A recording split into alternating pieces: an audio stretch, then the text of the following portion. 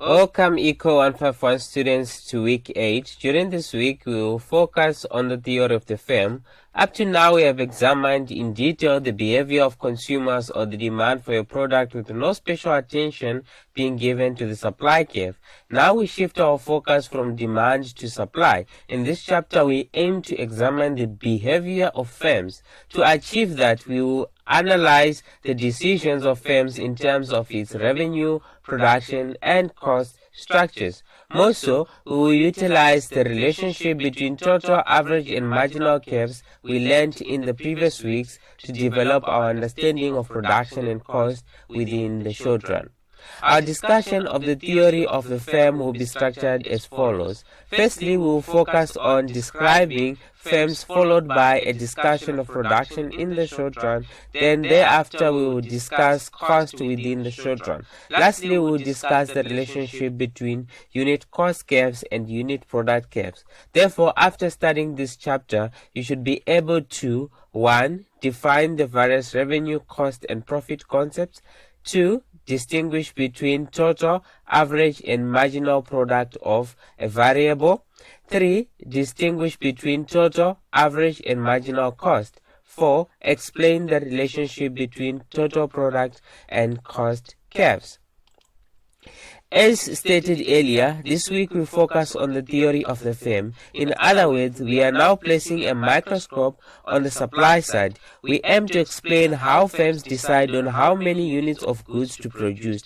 In comparison to the theory of demand, it might be difficult to understand how a firm operates since most of us are mainly involved in consuming rather than firm's decision-making process. However, do not be worried as this chapter simplified presentation makes the theory understandable. There are different forms of firms. The most common formal types include individual, proprietorship, partnership, companies, cooperative, trust, and corporations, whereas the most common informal forms include hawking, street vending, sponsor shop, subsistence farming, smuggling, prostitution, and shebeens. All of these formal and informal firms function differently in terms of decision-making, products, as well as the number of employees employed or working within the firm. Therefore, to keep our analysis simple, we will focus our analysis on a small, uncomplicated firm operation. The first thing we need to understand about our small firm is why does it exist or what are the goals of the firm. In the real world, various firms pursue various objectives or goals and so are its employees. However, for our small firm, we will assume that it seeks to maximize profits. Profits are an important goal for many firms as it guarantees their sustainability within the long run. Profit is simply the difference between total revenue and total cost of the firm. Therefore, to understand the profit maximizing behavior of a firm, we need to understand how both total revenue and total cost are determined. Total revenue is equal to the total value of sales, that is the price multiplied by the quantity sold. For example, if we are selling calculators in our small firm for 80 Rand each and we sold 100 units, then our total revenue will be equal to 8,000. Average revenue is equal to total revenue divided by the quantity sold. Note, if all units are sold at the same price, then the average revenue will be equal to the price of the product.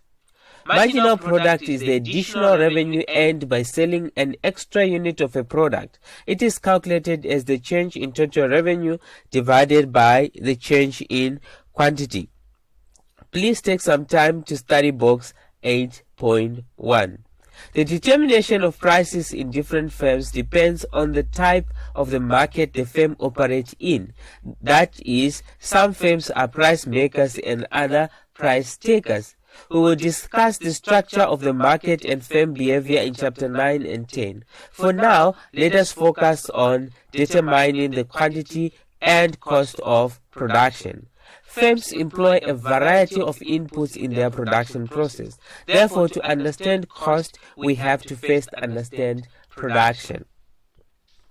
Before we look we start looking at the theory of cost and production, we have to make an important distinction between the short run and the long run. The short run is a period during which at least one input to the production process is fixed. For example, if a firm has only one machine to produce their product, they can only increase output by varying labor and raw materials.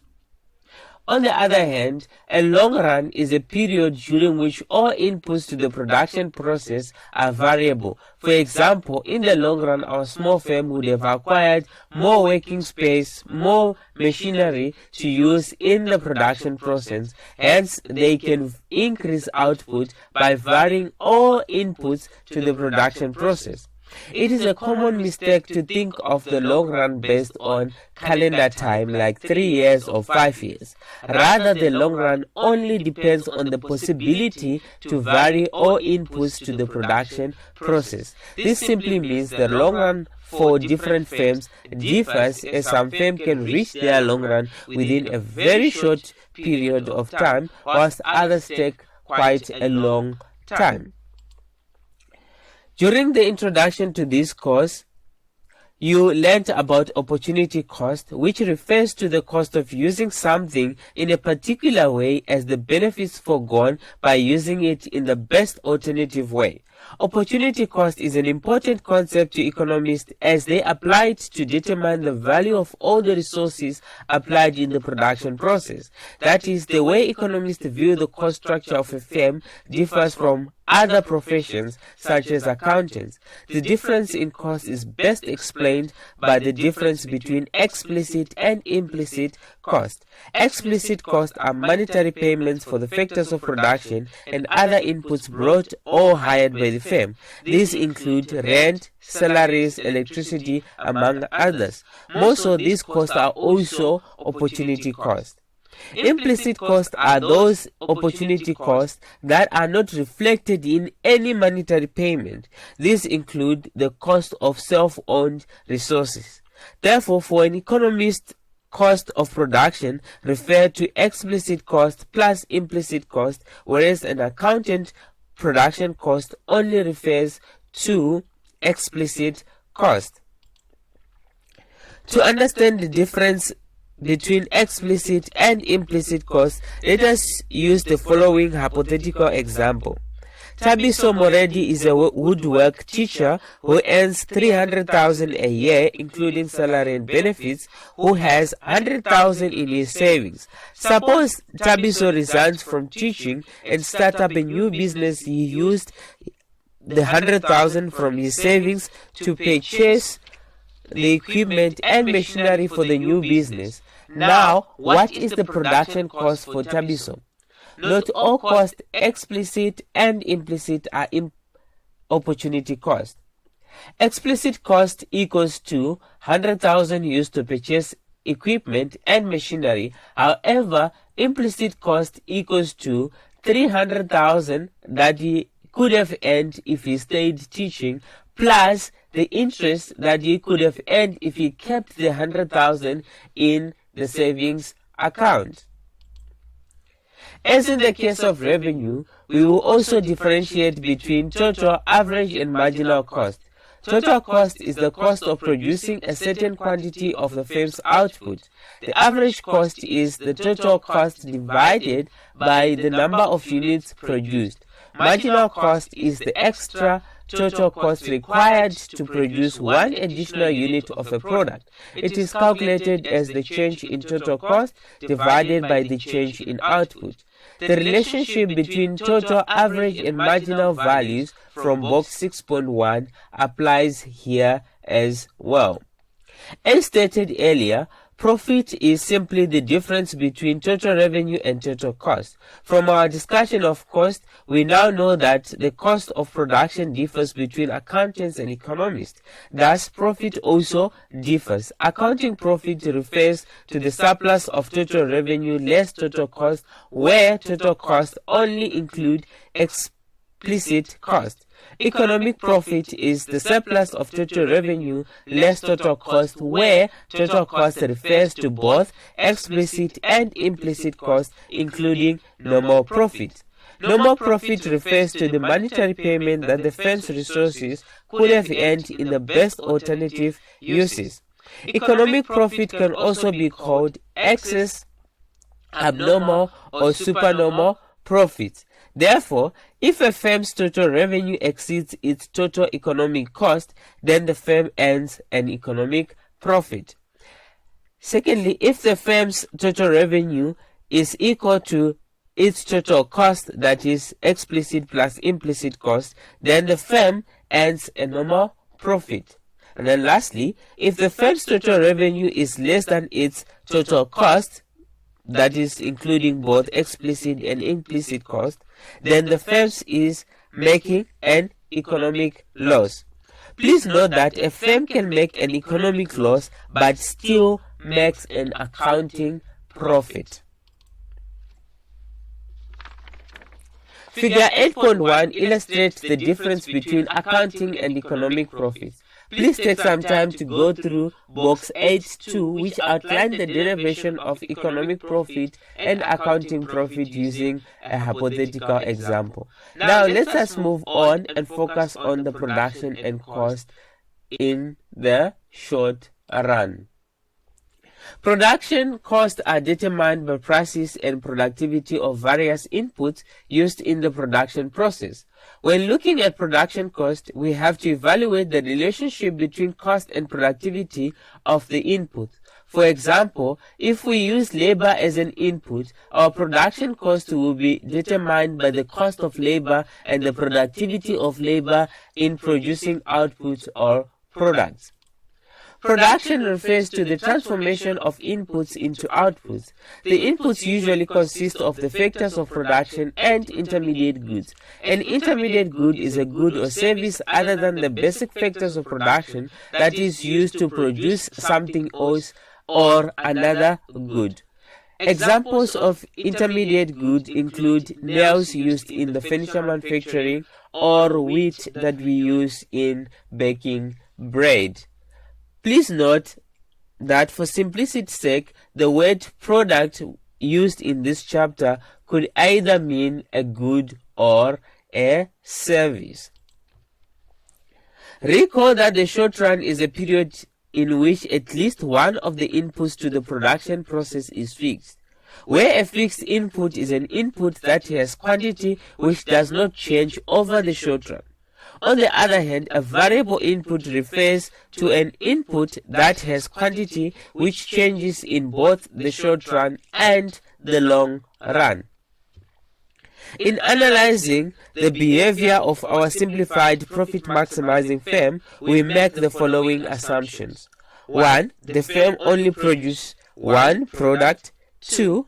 All units of a good are identical or homogeneous. 3. The inputs can be used to infinite divisible amounts. 4. The production function, which relates to the technical relationship between inputs and outputs, is given and cannot be changed. 5. The price of the product and inputs are given.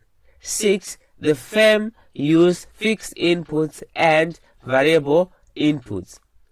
Please note that these assumptions only help us to formulate our small firm's theory of supply. Once we have an idea of how the firms operates, we can then relax them and add more assumptions to our model to make it much more realistic.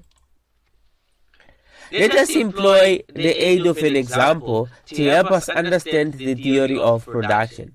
Firstly, we assume that our small uncomplicated firm is represented by a farmer with a fixed quantity of land which he used to produce maize using labor which is variable and land which is fixed. To keep our firm simplified, we will further assume that the fixed land comes with everything required for production, that is, seeds, shovels, plows, tractors, More so, we assume that the labor inputs are homogeneous, implying that all workers are equally intelligent, strong, and diligent, as well as they work equally hard. Therefore, the farmer in the short run can increase output only by increasing the quantities of the variable input, which is labor. However, the fixed input places an absolute limit to the amount of output that the farmer can produce. There exists a relationship between the quantity of input and maximum output that can be produced. This is known as a production function, which depends on the state of technology. Using our farmer example, let us analyze his production function as he varies the number of labor employed. As the farmer is the first worker, production increases, but since he is just one, he can only do so much to produce a maximum of 16 tons of maize. If the farmer is the second worker, production increases to 44 tons of maize. The more than double increase in the production is not as a result of the second worker being extra productive relative to the first one. Why is that the case? This is simply because we assume that labor is homogeneous. Rather, the difference can be explained by specialization of labor. As the number of workers increase, total output will continue to increase, but at a decreasing rate as the benefits of specialization decline gradually. Then eventually a point will be reached where there are enough workers to work effectively in the farm, producing a maximum output of 200 tons of maize. After this point, if the farmer adds more workers to the land, then the total output will decline as the employees are getting in each other's way. Note that in this example, total product is expressed in physical units. Recall that total product refers to the total units of output produced. Let us use the total product schedule to analyze the structure of total product curve. Looking at the values in the table, we notice that firstly, total product increased at an increasing rate, then secondly, the total product increased but at a decreasing rate. Then thirdly, the total product reaches a point where it is at its maximum. Then lastly, continuous addition of labor will cause total product to decline. Therefore, the total product curve has an S-shaped structure which reflects the law of diminishing marginal returns. Let us now focus on the structure of the marginal product curve. Recall that marginal product refers to the number of additional units of output produced by adding one additional unit of the variable input. It is calculated as the change in total product divided by the change in quantity. For example, for adding the third worker, the marginal product is equal to 34. As our farmer adds more labor to work on the farm, the marginal product increases, then reach a maximum, then it falls. The farmer's highest marginal product is 35, obtained after employing the fourth worker. The marginal product is equal to 0 when the total product is at its maximum. When the total product falls, the marginal product becomes negative. Let us now evaluate the structure of our farmer's average product curve as he increases labor in the production process. Remember, average product is calculated as total product divided by the quantity of output. As the farmer increases labor to the production process, average product increases up until it reaches a maximum, then thereafter it falls. For our farmer, the maximum average product is 29 tons, reached after employing the fifth worker. Figure 8.2 illustrates the relationship between total, average, and marginal product curve. The scale on the vertical axis is the same in both A and B, however on the horizontal it differs from the figure. we notice that the total product curve has an S shape. The marginal and average curves are inverted U shapes. The marginal product curve reaches its maximum before the average product curve. Before the average product reaches its maximum, the marginal product curve lies above the average product curve. After the average product curve reaches its maximum, the marginal product lies below the average product curve. Average product equals marginal product when the marginal product curve is falling. Marginal product is equal to 0 when the total product is at its maximum. With the understanding of the relationship between total average and marginal product curves, we can now formally formulate the law of diminishing returns. The law of diminishing returns says as more of a variable input is combined with one or more fixed input in a production process, points will eventually be reached where first the marginal product, then the average product, and finally the total product will start to decline. Now let us introduce prices of the inputs in our analysis of the cost of production. Remember from our earlier discussion that economic costs are opportunity costs which comprise of both explicit and implicit costs. Since a firm's inputs within the short run consist of fixed and variable components, it also follows that its costs also consist of fixed costs and variable costs. Hence, this section will focus on both fixed and variable costs. Fixed cost refers to costs that remain constant irrespective of the quantity of output produced. They are also known as overhead or indirect or unavoidable costs. Based on our farmer example, the quantity of land, which is the 20 units, remain constant irrespective of the number of labor employed. Hence, its costs represent a fixed cost. On the other hand, a variable cost is a cost that changes when total product changes. The costs are also known as direct, prime, or avoidable costs. Using our farmer example within the short run, labor is the only variable input. Therefore, labor costs represent variable cost. Suppose for our farmer, the total cost of a unit of the fixed input for the growing season is 4,500. Then the total fixed cost will be equal to 90,000. Therefore, our farmer will have to pay the 90,000 irrespective of the quantity of output produced over the farming season.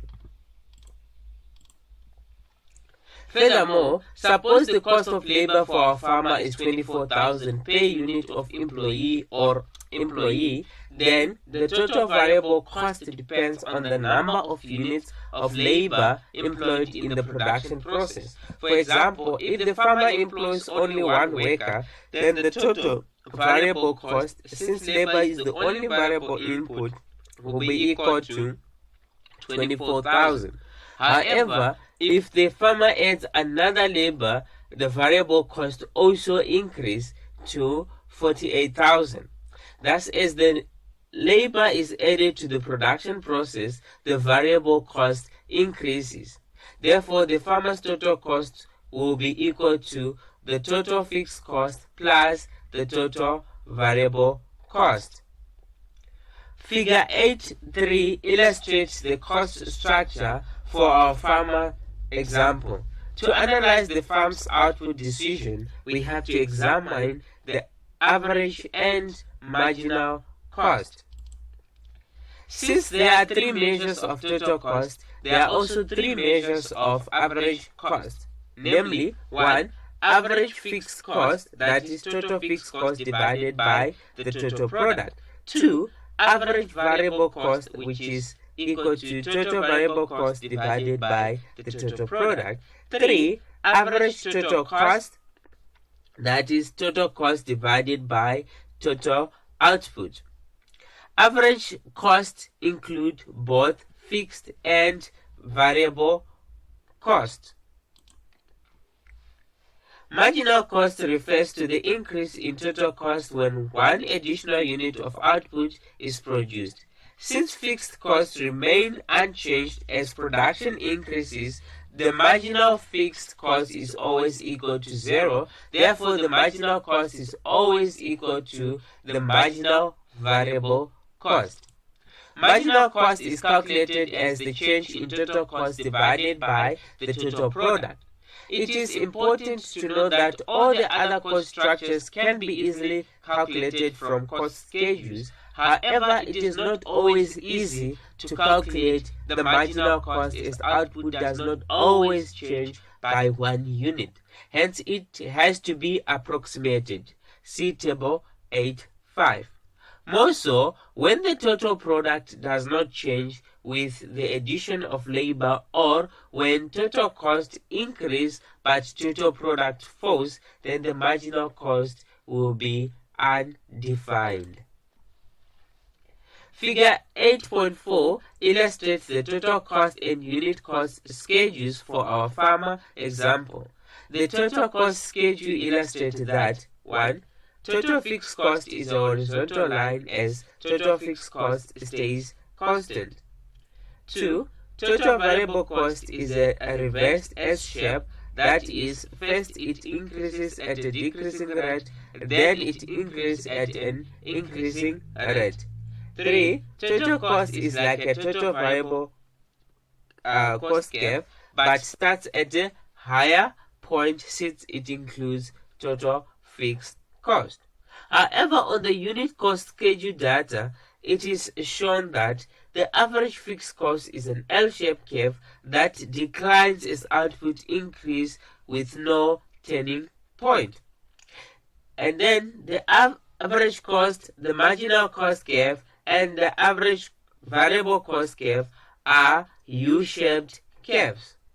And lastly, the marginal cost curve intersects both the average variable cost and the average cost curve at their respective minimum points.